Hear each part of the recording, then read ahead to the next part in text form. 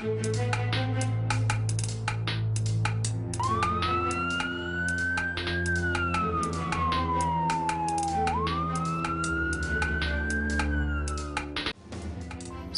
Perkhidmatan Bomba dan Penyelamat Lapangan Terbang AFRS bermula seawal tahun 1947 ketika Jabatan Penerbangan Awam DCA ditubuhkan pada tahun itu. Bermula dengan nama Perkhidmatan Cemas di Lapangan Terbang, AFRS kemudiannya menggunakan nama Perkhidmatan Bomba dan Penyelamat Lapangan Terbang sebaik sahaja Malaysia Airport Holding Berhad yang ditubuhkan pada tahun 1991 dilesenkan sebagai pengendali lapangan terbang di Malaysia pada bulan November 1992.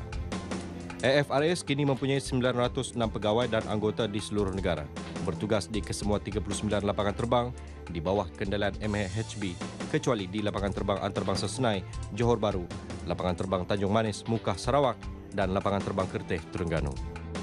Prinsip utama perkhidmatan AFRS ini adalah menyelamatkan nyawa penumpang yang melibatkan kecemasan terbang.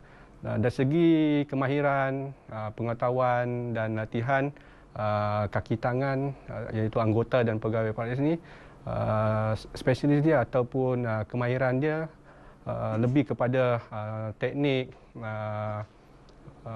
menyelamat dan melawan kebakaran kapal terbang.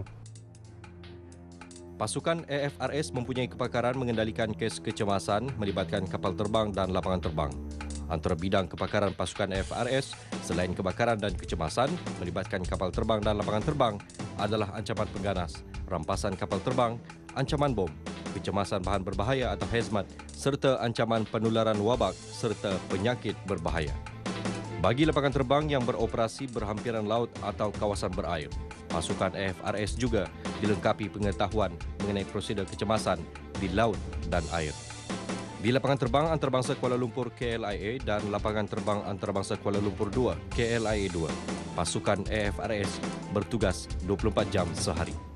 Pasukan AFRS KLIA dengan kekuatan pegawai dan anggota seramai 188 orang mempunyai 2 buah balai, manakala satu balai untuk pasukan AFRS KLIA 2 dengan kekuatan 87 pegawai dan anggota.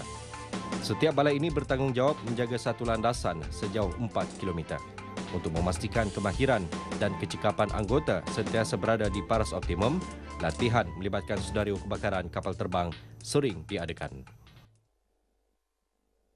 Kita sentiasa memberi latihan sama ada dalam shift itu sendiri ataupun latihan secara bulanan, dan latihan yang kita adakan oleh pihak pusat latihan kita sendiri berkaitan dengan fungsi utama AFRS. Seperti mana yang tuan-tuan lihat pada pagi tadi, kita adakan latihan kita panggil CFRO, Crash Fire Rescue Operation. CFRO, latihan CFRO ni memberi latihan kepada anggota tentang bagaimana melawan dan menyelamat mangsa jika berlaku kemalangan kapal terbang. Semasa latihan, kecekapan anggota dalam mengawal kebakaran selain kemahiran menggunakan jentera dan alatan pemadaman kebakaran antara elemen yang diberikan fokus utama. CFRO, Crash Fire Rescue Operation, kita jalankan pada setiap shift yang bertugas sebulan sekali, di mana latihan ini adalah satu latihan yang wajib kita lakukan berdasarkan kepada kita punya rujukan kita ataupun kita punya reference kita adalah ASM, Airport Service Manual Part 1, di mana dalam modul tersebut kita ada banyak latihan-latihan kita lakukan termasuk anti-carriage fire. Yang pagi tadi kita lakukan adalah anti-carriage fire dan ada juga engine fire dan sebagainya. Kita ada beberapa modul lagi. Selain latihan, ujian penarafan AFRS juga diadakan pada setiap tahun untuk menilai dan memastikan kompetensi anggota sentiasa berada di tahap tertinggi. Ujian penarafan ini dijalankan dalam 4 komponen utama iaitu fizikal, amali, lisan dan bertulis. Dalam ujian amali, fizikal dan bertulis, anggota akan diuji dari aspek ilmu dan kemahiran kebombaan dan operasi di lapangan terbang. Bagi ujian fizikal, pihak pengurusan AFRS menggunakan pakai program MyFit System yang dibangunkan oleh Institut Sukan Negara ISN bagi mengukur tahap kecergasan anggota. Satu program unik iaitu program Indeks Jisim Badan atau ringkasnya BMI turut dimasukkan ke dalam petunjuk prestasi utama KPI anggota AFRS.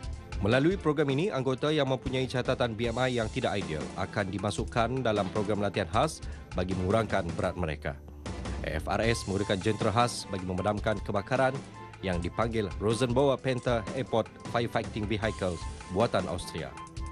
Justru AFRS mengguna pakai simulator taktikal Rosenbauer yang menyediakan pendedahan elemen taktikal dalam operasi menyelamat dan memadam kebakaran kepada semua pengendali jentera Rosenbauer Panther Airport Firefighting Vehicle. Pasukan AFRS Malaysia adalah negara pertama di ASEAN yang mempunyai simulator taktikal Rosenbauer dan ia dibangunkan berdasarkan susun atur lapangan terbang KLIA dan KLIA 2 dengan insiden dan senario berbeza. Kita mempunyai jentera bomba yang special digunakan untuk melawan kebakaran kapal terbang, yang mana jentera ni mempunyai ejen pemadaman air dan foam, termasuklah complementary ejen dia dry powder. Dan dari segi design spesifik specification jentera itu pun berbeza kalau kita bandingkan dengan jentera bomba dan penyelamat untuk memadam kebakaran bangunan. Salah satu latihan yang kita berikan kepada pemandu ni untuk memahirkan skill setiap pemandu vehicle operator ni, kita telah pihak syarikat telah menyediakan dan membeli